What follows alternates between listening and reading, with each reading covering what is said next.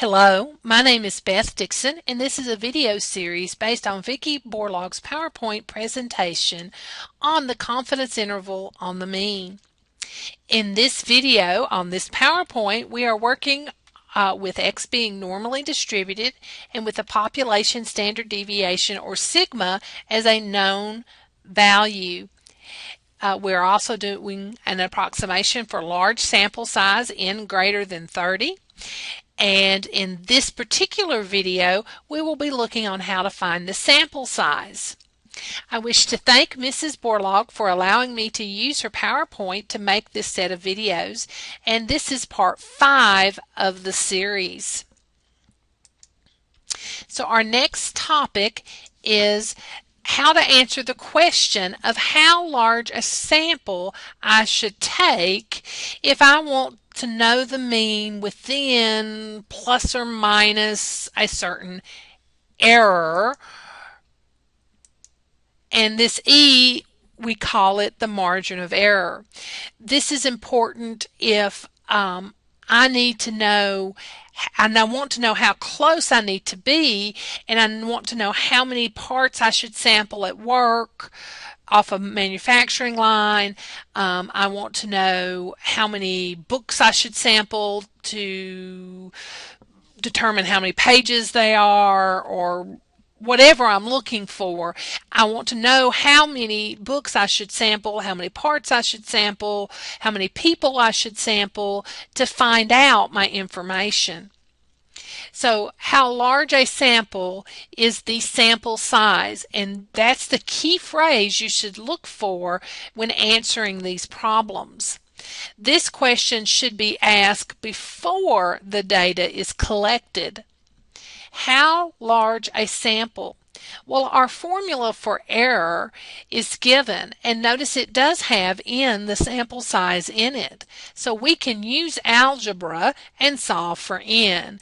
And notice by the magic of the PowerPoint, we won't go over that, but it is solved for n, and it's really the same formula. It's just been algebraically manipulated.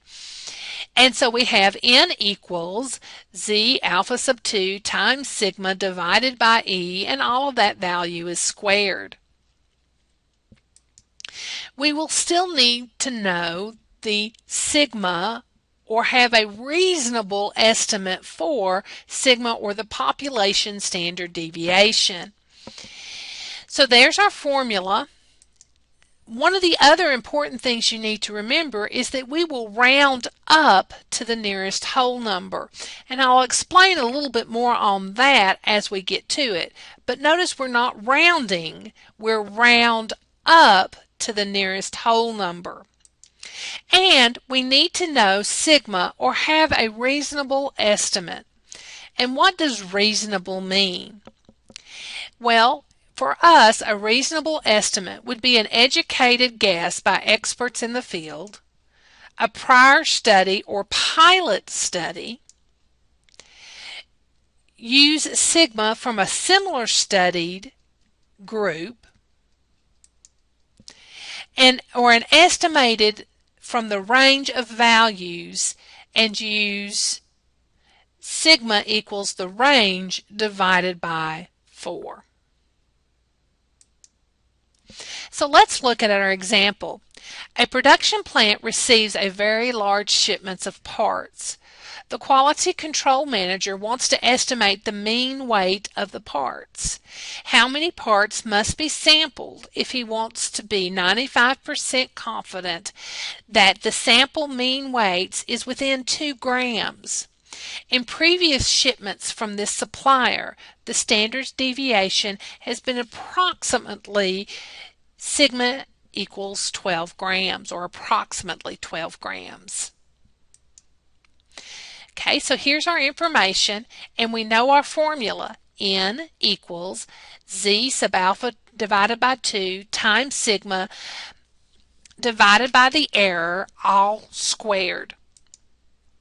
So we have some things that we need to find. N, which will be our final answer, z sub alpha divided by 2, our approximation for the standard deviation, and our error. Well, the Z alpha divided by 2 is based on our percent. And so that will be, N is what we're looking for, and our Z alpha sub 2 is based on our alpha. If we're 95% confident, that leaves 5% we're willing to risk. So our alpha risk is 0.05. Divide that by 2, we get 0.025, and either using the table or the calculator, we can get Z sub 0.025 as 1.96. So that gives us our Z value. Our sigma is approximated as 12. And our error is how close we want our answer to be. Within is a great word, not the only word to use, but within is a good word and is used quite often. So how confident do we want to be? We want it within 2 grams. So that is our error. Here are our numbers again. So we're going to plug those numbers in. 1.96 in for the Z, 12 in for the sigma, 2 in for the error, and we calculate that. Do not forget to square the values. When we square that and multiply, divide, and square, we get 138.29. That tells us our sample size would be okay if it was 138.2976, so forth and so on. But we only can sample whole numbers. We cannot sample fractions. So if we rounded to the nearest number, 138 would not be enough. So we always have to go up to the next whole number. That is what is meant when we say round up. We have to go up to the next whole number because the next whole number is the smallest whole number that is large enough. 138 is not enough. The whole number that we need is we need to round up to 139. Irregardless of what the decimal is, we're not rounding to the nearest whole number, we're going up to the next whole number. So how many parts do we need to sample? 139. So our answer is 139 parts must be randomly selected. Here is a class question for you to try.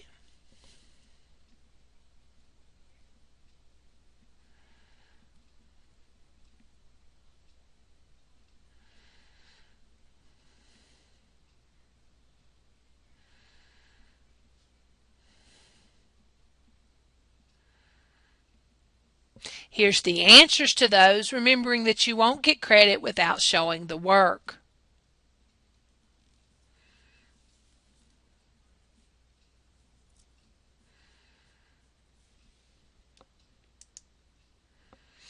This concludes the videos on this PowerPoint. I appreciate you watching, and I hope this was helpful. Thank you.